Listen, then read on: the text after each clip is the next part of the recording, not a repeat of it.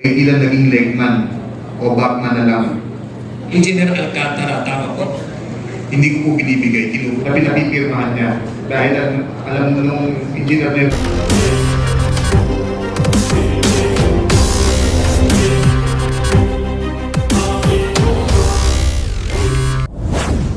kasi may mga involved pong senador dito. Mami. At hindi ko po alam ang magiging kalaro ko. Pag pinalig niya ako doon. Magsalita ka muna. And this committee will assure you that you will be protected. Your Honor, parang mas kailangan ko po muna ng assurance niyo bago ko magsalita. Can I have a 1 minute recess, Mr. Chair? Meeting suspended.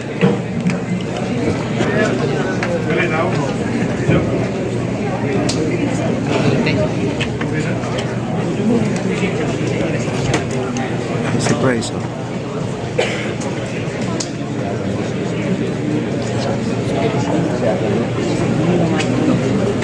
Kaya po si Vico Soto. Commits to your safety and the safety of your family. We will coordinate with the Senate Blue Ribbon Committee to ensure that you may remain with the House. So within the day, we will speak with our Senate counterparts to make sure that you will remain with the House for as long as needed. Thank you, Your Honor.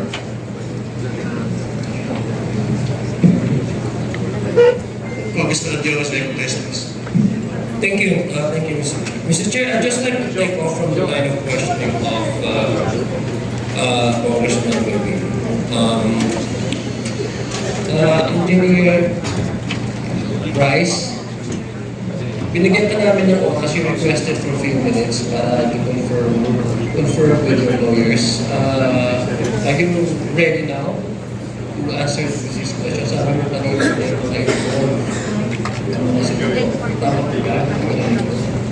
Yes po, Your Honor. So, kanina sinabi mo na mga involved na senador. Ibig sabihin, kasi the line of questioning kanina is that you were receiving a certain amount from Sally Santos. Tama po ba? Yes, Your Honor. At binibigay niya ito sa iyo sa iyong opisina. Tama po ba? Yes, Your Honor. In fact, there's one incident that was mentioned by Sally Santos in the Senate na 245 billion yung isang tatandaan niya na ibigay niya sa tao po. Yes, Your Honor.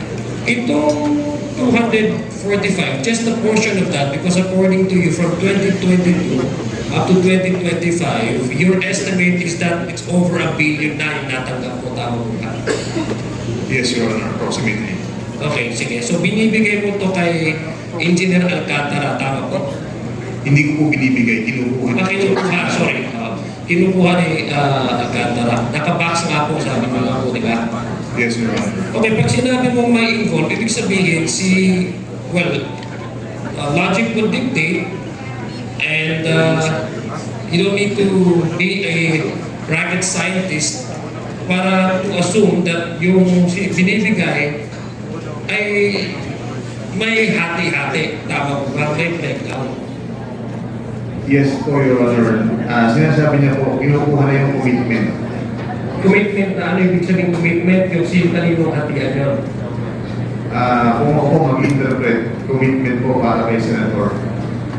Okay, may we know sino yung mga sinasabi mong mga kumukuha o may commitment sa mga senador? Kasi you mentioned this earlier before we grant you the request of having a recess and suspended. We will know who are these sinasabi mo may mga involved na mga senador.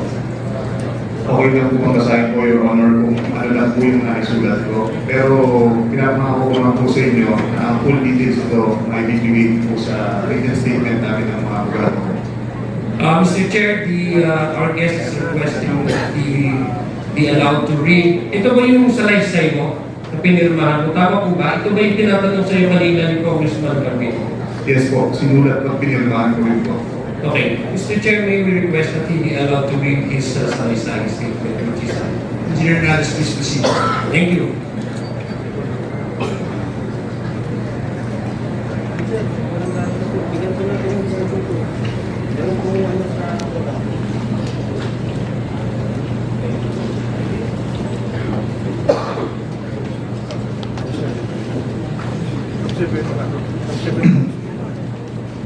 Good morning, Your Honor, Mr. Chair. Ako po si Bryce Erickson Hernandez, dating Assistant District Engineer ng Bulacan 1st District Engineering Office. Ako po ay na-contempt kahapon sa Senate Blue Ribbon Committee. Habang ako po ay nakadetain, nakapag-isip po ako at nag-desisyon na maglabas ng ilang nalalaman ko sa flood control project base po sa aking natatandaan sa ngayon. Tama po si Senator Lacson na ang mga engineers ng DPWH ay ilang naging legman o backman na lang. Kung tatanungin niyo po ako kung sino o kanino kami naging backman, sasagutin ko na po ngayon.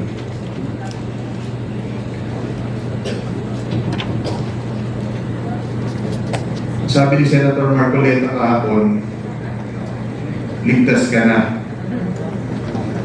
Hindi po ito totoo. Si Senator Jinggoy Ejercito Estrada, Senator Joel Villanueva, Yusek Robert Bernardo, at D. Alcantara. Si Senator Jinggoy po ay nagbaba ng 355 million ngayong 2025 sa mga ilang projects sa Bulacan.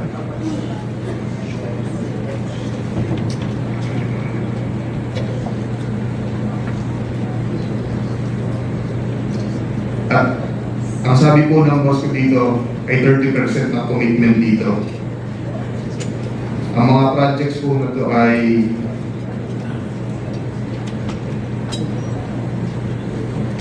construction of flood mitigating structure with pumping station and floodgate phase 3 sa Hagonoy, Bulacan. Flood control mitigating structure with pumping station and floodgate sa Malolos, Bulacan. Hindi ko na po babasahin lahat to. Isasama ko po ito sa aking video statement. Mahalaga po basahin yung buong listahan ng mga proyekto. These are the line items that everyone has been talking about, so I think the nation deserves to know which particular line items that are in the GAA that are being implemented for these particular personalities. Mr. Chair, may I also request that I give you directed to read the entirety of his salaysay? Yes, yes. Not to select portion of his salaysay. Yes, he will. I think he will be required to read it there, but we need the specific line item in the General Appropriations Act to be able to tie these particular projects to political personalities, not just DPWH engineers, not just contractors. Please proceed. Mr. Chair, may I also ask that the amounts also be read? Yes, I think it's important that the public will also know. Yes, if it is available, Engineer Hernandez, please mention the amount as well. Mr. Chair, saglit na interjection lang. After the statement of Sir Bryce, may we have the copy of his statement para po makapagtanong din yung mga members based on his ongoing statement, Mr. Chair. If that is practicable, Deputy Speaker, we will ask you to do it, but it's a written, handwritten statement. So I think we have to listen to his entire salaysay first. Please proceed with the line items, please. Let me repeat it, Your Honor. First, construction of flood mitigating structure with pumping station and floodgate, phase 3, Barangay Mercado, Hagonoy, Bulacan, with an allocation of 60 million pesos.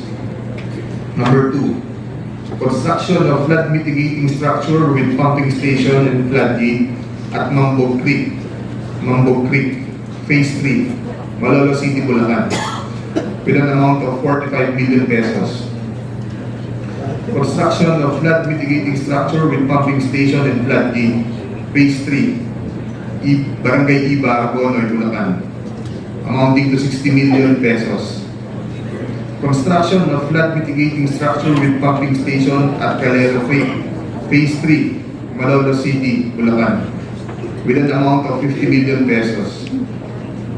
Construction of flood control structure including pumping station and floodgate Phase 3, Barangay Mayto, Kalupit, Bulacan, with an amount of 60 million pesos. Construction of flood mitigation structure with pumping station and floodgate at Barangay Santo Rosario Creek, Phase 3, Malolos City, Bulacan, with an amount of 40 million pesos.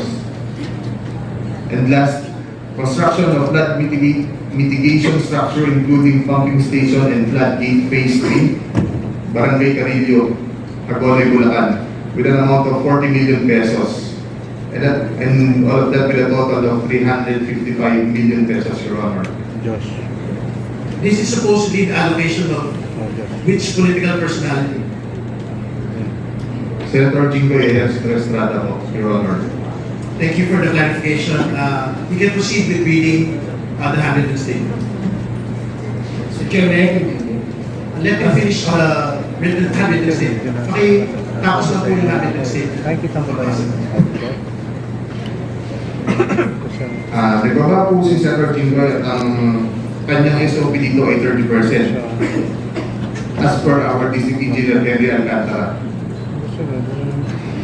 I-deliver ito nung lumabas ang mga item na to sa GAA.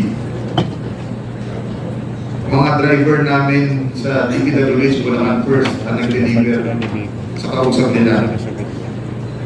Si Christian Santiago at saka si Andre Balanta. Galing din ito sa utos ni Alcantara. Noong 2023 naman, naglabas na 600 million si Senator Joel Villanueva at ang SOP nito ay 30% din. If I'm not mistaken, sorry, pwede kong sabihin ko po kung anong mga projects na mga line item din. Please proceed with disclosing the line items so the nation be able to tie the line item to the political personality involved. First, rehabilitation of flood control structure along Balagtas River, Barangay Panginay, Huwawa, Phase 3, Balagtas, Bulacan, with an amount of 75 million pesos. Construction of Bukawe River Flood Mitigation Structure, Station 12, plus 589 to Station 12, plus 739, at Barangay Bambang, Bukawe, Bulacan, with an amount of 75 million pesos. Construction of Bukawe River Flood Mitigation Structure at Station 4 plus 204 to Station 4 plus 354 at Barangay Tro, Bukawe, Bulacan, with an amount of 75 million pesos. Construction of Bukawe River Flood Mitigation Structure at Station 3 plus 036 to Station 3 plus 236 at Barangay Kaingin, Bukawe, Bulacan. Construction of this also has an amount of 75 million pesos. Number 5, construction of Bukawe River Flood Mitigation Structure at Station 5 plus 466 to Station 5 plus 667 at Barangay Lundo, Bukawe, Bulacan, with also an amount of 75 million pesos. Construction of Balagtas River Flood Mitigation Structure at Station 3 plus 533 to Station 3 plus 683 at Barangay Santol, Balagtas, Bulacan, with an amount of 75 million pesos also. Construction of Balagtas River Flood Mitigation Structure at Station 7 plus 654 to Station 7 plus 804 at Barangay Dalig, Balagtas, Bulacan, also with an amount of 75 million pesos. And last is the construction of Balagtas River Flood Mitigation Structure at Station 14 plus 124 to Station 14 to 200 plus 274 at Barangay San Juan, Balagtas, Bulacan, also with an amount of 75 million pesos. And all in all, with a total of 600 million pesos. Can you state again for the record the total amount and that this is the projects for which particular political personality? 600 million pesos last 2023 from Senator Joel Villanueva. Thank you. Please proceed with your handwritten statement. At ang SOP nito ay 30% din. Binigay din ito ng lumabas sa GAA at i-deliver sa bahay na sa Pukawe ni D. Alcantara at dating hepe ng aming construction si Engineer J.D. Mendoza. Si D. Alcantara namin ang masasabing chief implementor. Siya po ang kumakausap sa lahat ng politiko na involved dito. At least 3% po siya sa lahat ng projects na dumadaan sa opisina namin. At pinapasabi pa nga sa amin sa mga contractor na kung gusto nyo magkaroon ng maraming project sa susunod, ay magbigay kayo ng additional na 2% sa kanya. Parang finder's fee daw. Si D. Henry Alcantara po ang usually nag-deliver sa mga politiko at kay Yusek Robert Bernardo po. Pasensya na po, ito pa lang po ang aking mga masasabi sa ngayon. Mabigyan lang po ako ng sapat na oras pagkakataon na makausap ang aking mga abogado. Handa na po akong maglabas ng lahat ng nalalaman ko pa. Maraming salamat po. Mr. Chair, Mr. Chair. Mr. Chair. I still have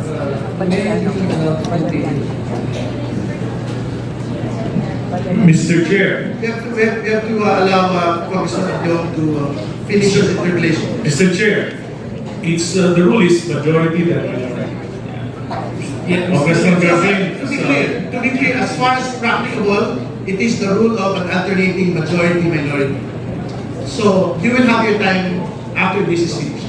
So two majority, then two minority. No. The rule is, as practicable, majority alternating with the minority. That's the rule. Check the rules. Move to suspend, Mr. Chair.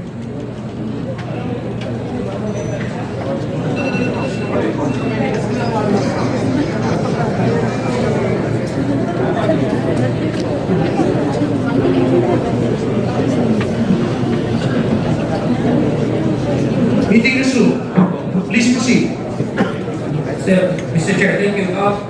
Para naman, Mr. Chair, hindi tayo magmukhang because we don't also want just as mere allegations. You know? We just want to know from our guest, Bryce, do we have a circumstantial evidence that can prove your allegations as indeed these arrangements ay nangyayari?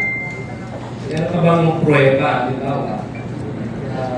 Text man lang, or usapan, or ano, para at least, just to make sure, no? For fairness. Your Honor, regarding sa mga text messages, wala po. Lahat po ito, sinasabi po ng aking boss sa akin. Kagaya na po nung sabi ko, ganun po ako sa kanya. Lahat po ng transaction sinasabi niya. Thank you. Mr. Chair, did we invite the engineer? Engineer Alcantara is here. Okay. Mr. Chair, may I continue? Mr. Chair, kanina sinabi mo sa unang tanong ng aking kasama dito sa Congressman Garvin na lahat ay kontrolado ni D. Alcantara. Tama ba? Na he wanted you to be his assistant district engineer. Kasi gusto niya kontrolado lahat. Tama ba guys? Yung pagkalamin ko. Yes po, Your Honor. Thank you. Gusto ko lang malaman itong connection with the Sims Construction. Anong year po kayo naging back chairman? So, ibig sabihin si Engineer Alcantara din po ang nagtalaga sa iyo na maging back chairman. Yes, Your Honor. Okay. Ako ang nag-recommend. Okay, siya nag-recommend. Kasi gusto niya, kontrolado niya lahat, kaya nga nandyan ka, yun ang gusto kong sabihin, di ba? So, anong year ka naging back chairman? Kasi, Mr. Chair, I want to know, yung sa base po sa salaysay ni Sally Santos, ito po yung mga ghost projects sa Bulacan na panalunan po ng Sims Construction Wawaw Construction ay yung isa pa, Mr. Chair. Na kung saan, Mr. Chair, according sa ating data, ay ang naging chairman nito sa pagbibid nitong mga projects na mga ghost projects ay chairman nito ay si Engineer Bryce. Gusto ko lang malaman, Engineer Bryce, sabi mo, ikaw yung tinalaga ni Alcantara as maging chairman. Ibig sabihin, yung pagkamalalo ng SIMS na connected sa mga ghost project ay ay yung pagbibid nila ay according to Sally ay pre-arranged na, kumbaga, siya nang mananalo. Tama po ba? Yes po, Your Honor. So, ibig sabihin, nag-bidding lang kayo, pero pre-arranged na, kasi ang sabi ni Sally Santos, na may-ari nitong kumpanya na to, ay pinapahiram niya yung kanyang lisensya sa inyo para siyang manalo dito sa mga bidding na to, kung saan itong particular na project na to ay nakalista na napuntahan ng Presidente as ghost project. Tama po ba? Yung kay SIMS. Yes po, Your Honor. Okay. Thank you very much, Mr. Chair. And now I give way to other members who wish. Yes, but before going to the minority, we would like to allow Mr. Engineer Alcantara to respond to the allegation of Engineer Hernandez. Good morning, Your Honor, Mr. Chair.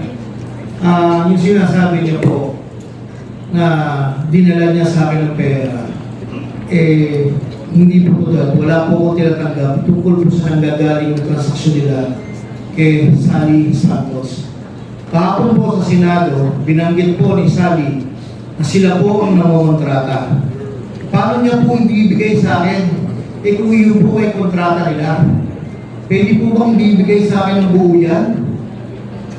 At sabihin niya na hindi niya tinitignan. Your Honor, totoo po sinasabi niya, nung dumating po ako dyan, sila ay mga next rank and file doon po sa chief construction. So bilang siya po yung pinaka-senior na kasunod doon, sa amin po hierarchy, sinusunod po namin yun, siya. Totoo naman po na nagtiwala ako sa kanya. At marami po kong papatunay. Nandiyan po ang mga hepe namin na kasama namin dati. Nandiyan po ang project engineer na mag-testify po. Sila po ay mga biktima po na pumuwersa, pamimilit ni Engineer Bryce at Engineer JP de Guzman, Mendoza. Actually po, ang proyekto po ay hinahawakan ng project engineer, i-implement ng section chief ng construction. Ako po, umaasa po ako na sa firma nila, kaya po ako ay pumipirma at binabayaran ko po yan. Firmado po ng mga project engineer, firmado po ng accountant ko, na nag-review po ng mga dokumento na yan. Your Honor, tungkol po sa sinasabi niya na ako po ang kausap ng mga politiko. Hindi po totoo yan na ako yung dideliver sa mga politiko. Si Senator Joel, 2023, wala pong project na flood control si Senator Joel ever since. At sino po ang makakaalam kung sino po ang naglalagay dyan? We are not part of the BICAM. Wala po kami nandyan as my superior said, Undersecretary Capital Brand. Kahit sila po, hindi na alam yan. Tama po ako. And we are not even involved during budget hearing. Your Honor, naniniwala po ako, nalalabas po ang katotohanan kung sino po ang may gawa ng mga ghost project na ito. Tulad po na sinalize ko sa inyo. Meron din po ako affidavit at nandito po ang mga tao na nung pinatawag ko po sila ng August 3, 7:30 ng gabi upon the report of Engineer J.M. Ramos na hindi mo mano'y pinipili siyang pirmahan. Ang limang voucher I think sa pagkakatanda ko po. Siya po yung tumanggi. At siya po ang nag-report sa akin kasama si Engineer Galang na sinasabing, boss, mukhang niloloko ka na ng 2 taon mo. Bakit? Kasi ilang series po ng meeting na tinatanong ko sila, mag-inventaryo kayo ng mga project natin. dahil magkakaroon ng malawakang pag-iimbestiga rito. Mr. Chair, point of order. Point of order, Mr. Chair. Masyado na matagal ang sinasabi niya. Mr. Chair, Point of order. Mr. Chair, if I may, Tagal na sinasabi niya, hindi naman totoo sinasabi niya. Mr. Chair, if I may, very quickly, with due courtesy to the Honorable Mabante, ang sa akin lang po naman, siguro para hindi po malihis yung flow. So earlier, nagkaroon po tayo ng testimony kay Engineer Bryce Hernandez, and I believe there are members who are next to question. Of course, we also respect the rights of the Honorable Engineer Alcantara, and nandiyan dyan naman po siya. So yung mga ito po, Mr. Chair, itatanong rin natin kay Engineer Alcantara. For the meantime, Mr. Chair, may I suggest that we move to the next interview? Yes, well taken. Thank you, Engineer Alcantara. Mr. Racing. Thank you, Mr. Chair. Good morning, everybody. Kay Engineer Guys. Naniniwala ako sa sinasabi mo. Pero alam ko, may kulang. Matagal na akong congressman. This is my third term. Imposible hindi alam ng congressman doon sa lugar niyo. Yung mga proyekto na yan. Tama ba ako, mali? Gaya na ako lang sabi ko, ang usap ko lahat ng politiko sa amin ngayong gusto, si Rosenda Alcantara. Ang isang diilan mo ako. Nakukwento lang po niya yung mga commitment. Yun po. Kaya sabi niya po sa amin. Lumalabas, isa na kayong sindikato sa inyong engineering district. At ang hepe ng sindikato nyo, si Engineer Alcantara. Tama? Ako po, inaamin ko po na sunod-sunuran ako sa kung ano ang sabihin sa akin. Kaya ang sindikato may boss. Pagka may boss, yun ang nasusunod. Tama? So, ako na gusto mo, Your Honor. Tama po. At lahat ng personnel doon ay kasabat na ng sindikato. Lahat po sumusunod sa kanya. If I may po, meron po instance na 2019, pagdating na pa lang po, meron pong hepe doon ng sa malangit na mga kalwa ni Engineer Delmasio Cruz na pinloading niya kasi hindi sumunod sa kanya. So, nag-early retirement na lang doon. At saka rin po noong 2022 or 2023, meron pong isang nag-aaral na Engineer Cherry Natividad ang hindi po nilma sa plano na pinapipirmahan niya dahil alam nung engineer na yun magkakaproblema. So, ginawa niya, inalisan niya po ng project, naka-floating po, nagta-timing ng 8 to 5 o'clock ng hapon. So, na yung moral ng engineer, tingin ko ay meron opinion, is nasira. So, nag-resign na lang din siya. Sa pagkakaalam nyo, dahil malapit kayo, sino po sa Department of Public Works and Highways yung kanyang patron? Sa pagkakaalam ko po, si Engineer Yusek Robert Bernardo po. Si Yusek Robert Bernardo. Yes, Your Honor. Yun ang kanyang patron. Opo. Kahit dahil magkasama po sila dati sa Los Baños, Laguna pa, way back 1997 yata, as per kwento ng boss ko. And then nagkasama din po sila sa Manila City Hall. Panahon po ng ating mahal na Pangulong Era Estrada nung naging mayor po siya doon. Ano po ang posisyon ni Yusek Bernardo sa City Hall ng Manila? Siya po ang city engineer.